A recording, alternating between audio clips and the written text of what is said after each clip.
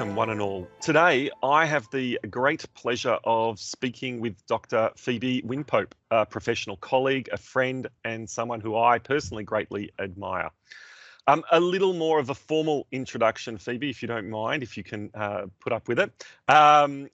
Dr. Phoebe Wynn-Pope is Head of Responsible Business and ESG at Corrs Chambers Westgarth. I'm going to ask her to unpack that title for us. Dr. Wynn-Pope is an accomplished senior executive with over 25 years experience in the humanitarian sector. She's worked extensively with government, business, academia, the media and the public to promote human rights and develop excellence in humanitarian practice.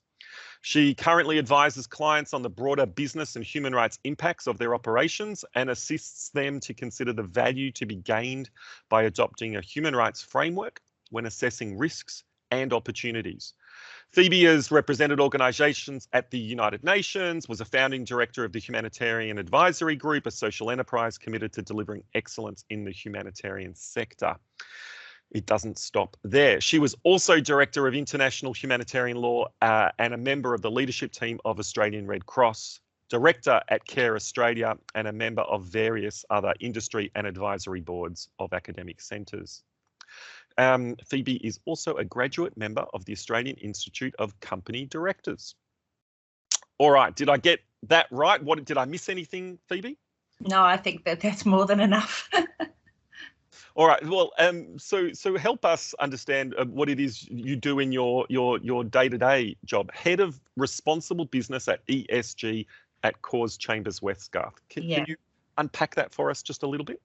Sure. So I think over the last couple of years in particular, there has been a rise of ESG in the business sector, being environmental, social and governance reporting and requirements, if you like, for businesses. And we used to think about it a little bit as CSR, but now corporate social responsibility, which was very much an outward-facing view, I think, about what businesses could do out in the community, often sponsorships or participation, volunteering, to contribute to their sort of social space, if you like. Whereas ESG is very focused in the business and on the business activities and operations. So what is the environmental and the social risks to the business? How is climate change affecting the business, or how can the business actually make a positive impact on the environment and on people? Fantastic. And just for those that don't know, because I want to circle back to a few of those things that you just mentioned there, but Corrs Chambers Westgarth, that's not a human rights law firm, at least by, historically. No, I think it's still not a human rights law firm, even in the present, despite the fact that that we do take human rights very seriously. It's a big commercial law firm with offices in Perth, Melbourne, Sydney and Brisbane. And we have a very strong focus on responsible business and have had for the last few years, and particularly on business and human rights. We have environment and planning and corporate and a whole range of other practice groups that you would expect to find in a commercial law firm that work very closely with me in particular on human rights issues. So whether that's artificial intelligence and human rights, or working on governance and human rights, anti-corruption, the links between corruption and human rights, the links between climate change mitigation and human rights impact. So there's a whole range of things across the firm that we're working on. Right.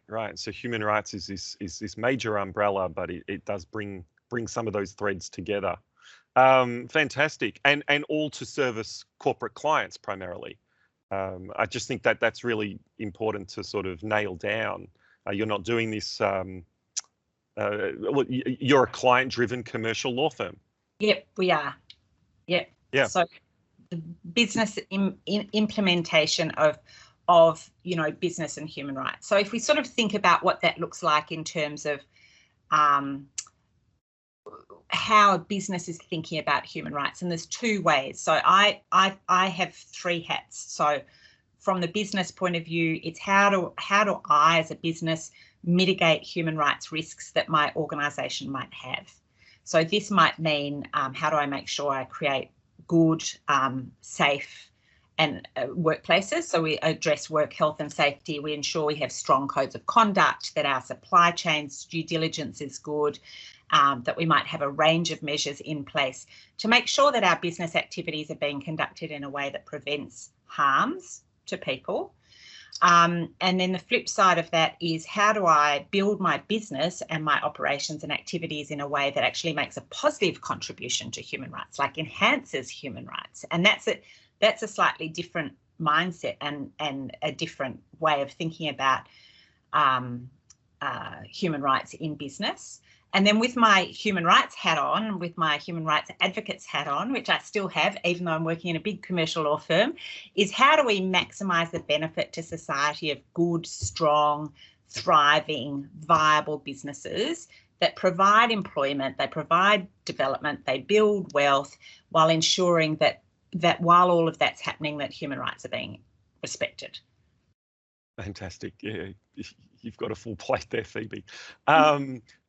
I'm just curious if I could, I understand if not, but do you have any examples of this work that you're doing with clients, either on the prevention of human rights negative impacts or the positive promotion of human rights with some clients? Yeah, so we do a lot of work with clients, helping them build human rights into their governance frameworks. So looking across their policy platform and helping them think about how to build human rights into that, whether they need a separate and independent freestanding human rights policy, or whether they can build it into their code of conduct and perhaps their procurement policies and a whole range of other things.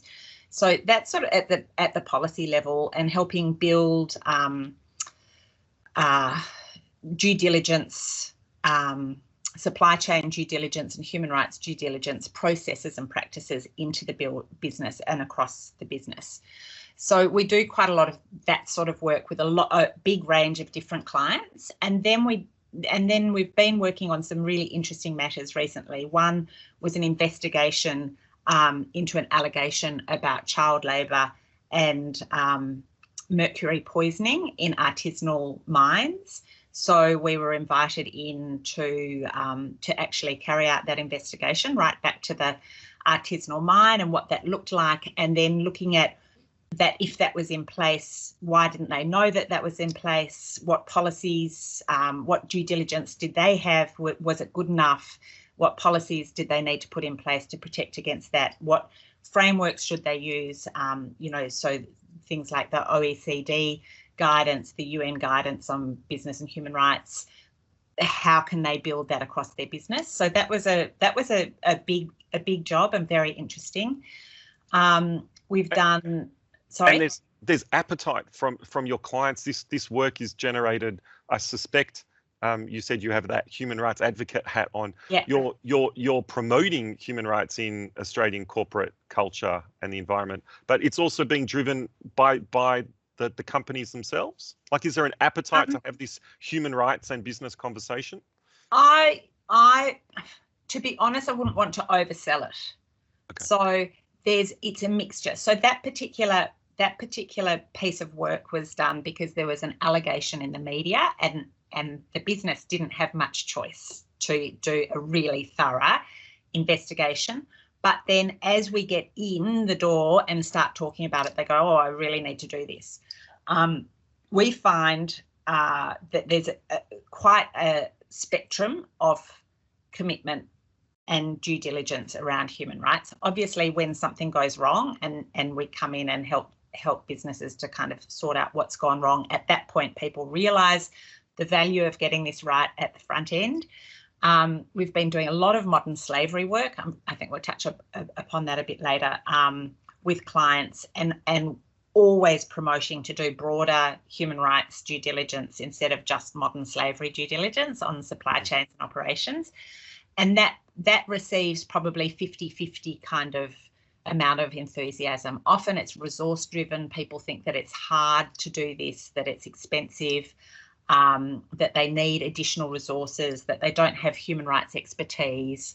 There's a whole range of barriers, if you want to call them barriers. But But in the other instances, we get companies coming to us saying, we really want to get this right. We know that we need to be better than we are. What can we do? So I think it's still a little bit of a mixed bag.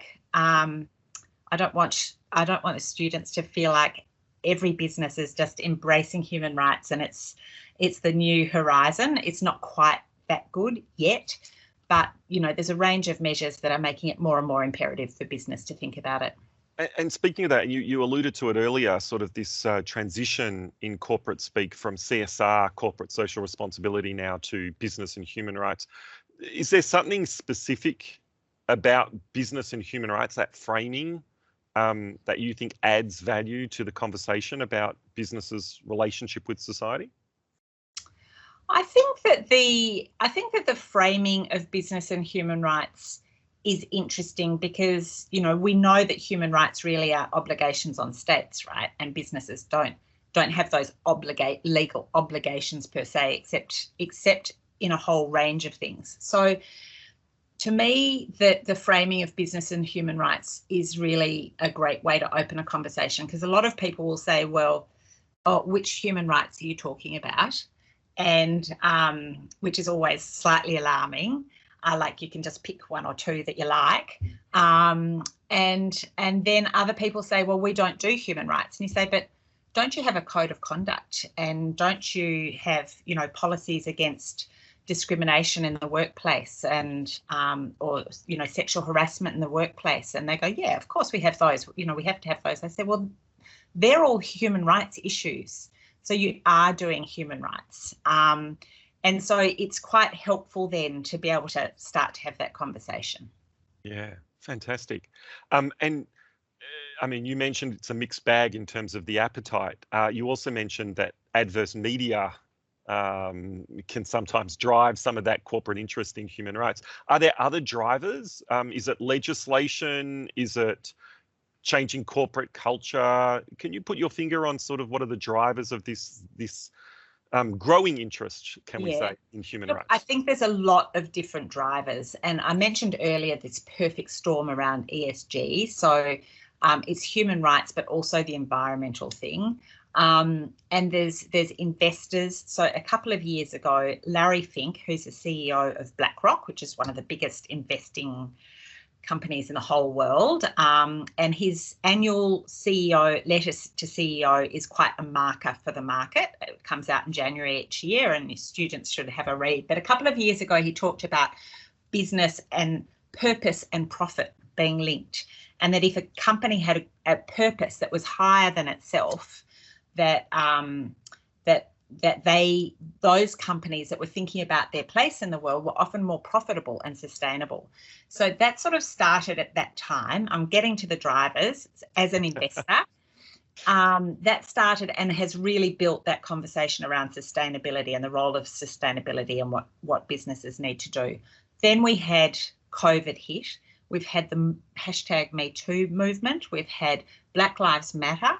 And we've had COP26 last year with climate change. And all of these things have really propelled, we've had a rise in shareholder activism and a rise in litigation. So all of these things, investors, shareholders, regulators, consumers, employees, they're all asking businesses to be better citizens, better members of society. They're all driving it, and it's human rights is really benefiting from that. I love that answer. I'm going to can that and use that shamelessly. Phoebe, so and what's your sense of if we can compare Australian corporate human rights performance versus rest of the world? Are we leaders? Are we laggards? Are we somewhere in between, or perhaps too hard to generalise? I think it's really hard to generalise. So our modern slavery legislation that has mandatory reporting requirements, and we should be really clear here, the modern slavery legislation really only requires businesses to report, right? But because they have, that's the requirement. There's no penalties. If you don't report, you might get a slap on the wrist, or you might get a mention in Parliament by the minister. But if you do report, as you should, then there are mandatory reporting requirements, and you're required to report about how you identify, assess and address risks of modern slavery. So they're quite strong requirements, and they've really driven quite a lot of activity because people don't really want to report, because they have to report what they've done. They don't want to say we've done nothing, because remember, the investors, the regulators and others are watching, their employees, everybody else is watching. So they don't want to say, well, we haven't done anything. So that These has reports actually, don't just go to Treasury, they're made public. They're made public. They're on the register. They're held by Australian Border Force, and people can see them. And there've been quite a lot of studies done comparing reports. So that has driven quite a lot of good business and human rights activity in the modern slavery space. People starting to understand the UN Guiding Principles on Business and Human Rights, which are used to guide that legislation and the sort of reporting requirements against it. But as I said before, a lot of companies really just looking at modern slavery, not looking at their broader human rights obligations. Right. What we're seeing overseas, particularly in Europe, is this drive towards mandatory human rights due diligence. And in fact, the EU has just put out a proposed directive that, if it's adopted by the European Union, will become a requirement for member states to bring into their domestic legislation requirements for mandatory human rights and environmental due diligence. So companies will have to report on their human rights and environmental impacts, and that will be a significant shift. And what seems to happen is that it comes to Australia after it's been in Europe. So we do lag a little bit. I mean, we are the only OECD country without a federal Bill of Rights. So language is a little bit, different. And so when you do some crystal ball gazing, we have the Modern Slavery Act. It's under review now as well, so might get some enforcement teeth perhaps in its next iteration. But is there legislation coming down the pike, to use an American figure of speech? Is there something that you're seeing in the sort of short to medium term? Well, let me be more direct. Human rights due diligence legislation. What do you see as the possibility of that here in Australia? I think we're a little way away from human rights due diligence legislation in Australia, to be perfectly honest. There is a private members bill sitting in Parliament at the moment, looking at banning the import of products that are the result of forced labour, similar to bills that have been passed in the US. Again, I think at the moment that's unlikely to pass. Whether it will pass, after an election and when Parliament comes back, we'll wait to see. We've been talking a lot at Corrs about this global shift from voluntary to mandatory regulation across a whole range of different things. So climate change reporting, carbon emissions, a whole range of things. And I think it will come. I'm just not convinced it's going to, it's not just around the corner. I think that we've got a bit further to go. Mm-hmm.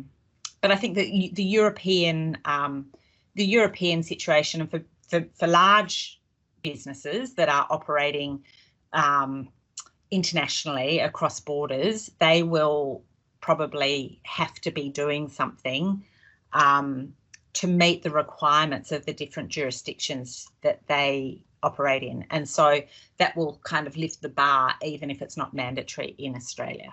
Yeah, and in recent years, we've seen companies rather outspoken, for example, on climate action, and we might see that bubble up perhaps on larger human rights concerns as well. Yeah, and I think that we're seeing that partly because a lot of the climate action is bringing about human rights concerns. So we know, for example, in the transition to renewable energy, that 65% of the world's polysilicon comes from China, and 45% of that comes from Xinjiang, which is a region that is well understood to have major forced labour issues. So that polysilicon used to make solar panels. Sorry, exactly. That polysilicon used to make solar panels, and that's 45%, almost 45% of the world's polysilicon. So it's the other sources are difficult. So as we move from, as we do our modern slavery due diligence, and we're also trying to reduce our carbon footprint, we've got this awful trade-off between addressing our carbon emissions and elevating the risk and indeed the likelihood of modern slavery in our supply chains as businesses. And that's a really heart-wrenching and quite a difficult dilemma to be in, but one that the world is focused on and looking for solutions to. Yeah, thank you for that. I've just got a few final questions, one serious one, and then maybe some more fun ones I can surprise you with. The UN Guiding Principles on Business and Human Rights, you've mentioned them already, I think, a few times. I mean, when I teach business and human rights, I tell my students that that's the cornerstone that really helped mainstream the conversation around business and human rights. It's the implementation tool if a business wants to embed human rights. Your sense, does the Australian corporate community know about them? What's their relationship with the UNGPs? Are these motherhood statements in policy, in sustainability reports, or are some companies really taking the UNGPs and using them to embed human rights in their company?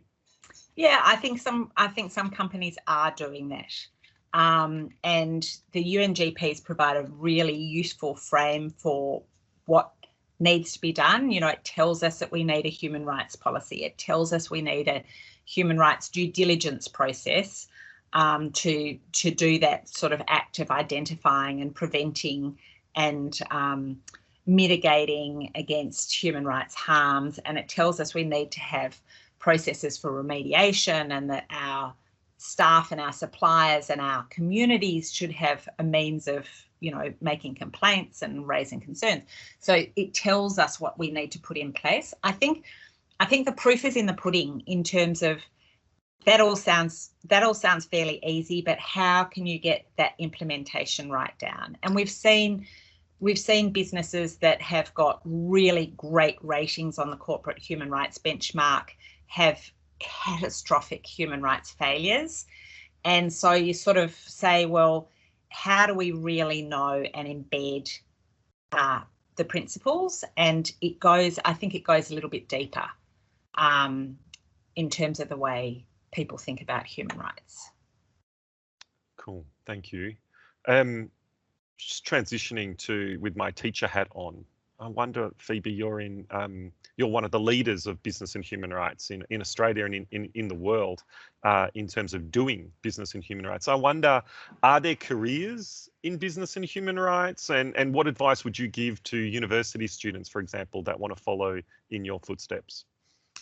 I wouldn't advise following in my footsteps directly, but there are going to be more and more careers in business and human rights. There is no question. Over the last 2 or 3 years, even just looking on LinkedIn at the number of jobs that are coming up, you're seeing, a human rights advisor being employed by, Coca-Cola, or, all these businesses are now bringing human rights people into their business to be thinking about these things.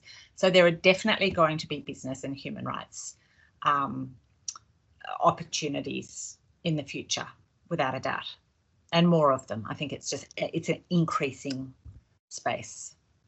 And for the law students out there, they should give Corrs a call. And for the law students, they're welcome to give Corrs a call. Absolutely. So a few fun questions, Phoebe, as we round it out. I'm curious, is there a favourite business and human rights or human rights movie out there that you can recommend? Oh, business and human rights movie. Oh, I thought you were going to ask. Or human rights, or even international law. I think one of the ones for me that there's a couple. One which is more serious, and one which was a little bit maybe strange. The first is Amazing Grace. I think it's called Amazing Grace, with Ian Griffith, which is about William Wilberforce, and that actually is one of my favourite movies about the ending of slavery in the UK. It's that's a good one. Everyone should watch that. Sadly, I think one of the lessons that I learnt in that movie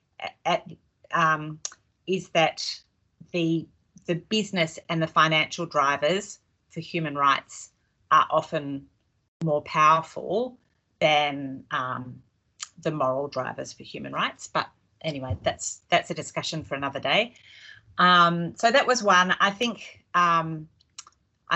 you can always watch Daniel DiCaprio in Blood Diamond. Oh, Leonardo DiCaprio. Okay. Leonardo DiCaprio. I'm thinking of Brad Pitt. I'm getting them confused. It was Leonardo DiCaprio. Okay, yeah, in Blood Diamond. So that was the beginning of kind of supply chain due diligence with the Kimberley process. Right. It's a classic. Yeah, fantastic. And what's your favourite flavour ice cream, Phoebe? Chocolate. Oh, just very boring. Just chocolate. Yeah. Fantastic. Thanks for that. Well, so thank you so much for your time, Phoebe. I just want to give you the floor in case there's any or anything that you still have on your chest to get off it. Any final thoughts or messages from you directly to the people tuning in and to students of business and human rights. I just want to give you the floor. Thanks. Well, what I would like to do is really congratulate you, Jonathan, and RMIT on making human rights a compulsory part of the law degree at RMIT, because I'm often surprised how many lawyers there are that don't have human rights and don't have a grounding in any sort of human rights, let alone business and human rights. And it is something that we've been doing at Corrs, is really embedding human rights right across the firm. So it's not just about having a human rights practice or practicing business and human rights per se, but it's about when you're doing an acquisition or a transaction and you're doing your due diligence process, and are you thinking about the human rights risks that might lie in this asset that you're about to purchase for your client? And have you really thought about what that looks like? Or when you're in the technology team and thinking about artificial intelligence and human rights, and your client's about to implement facial recognition software, facial recognition in their retail stores around the country, are you thinking about the human rights implications of that, and what does that look like? So for those of you who aren't that sort of like thrilled about the idea of human rights just as a human rights pathway, I encourage you to think about human rights in every aspect of the law and in everything that you do, because everything is impacted by it. Fantastic. Thank you for those thoughts and your very kind thoughts about what we're doing at RMIT. Dr. Phoebe Wynn-Pope, thank you so much for this interview and for all that you do. Thank you for making the world a better place.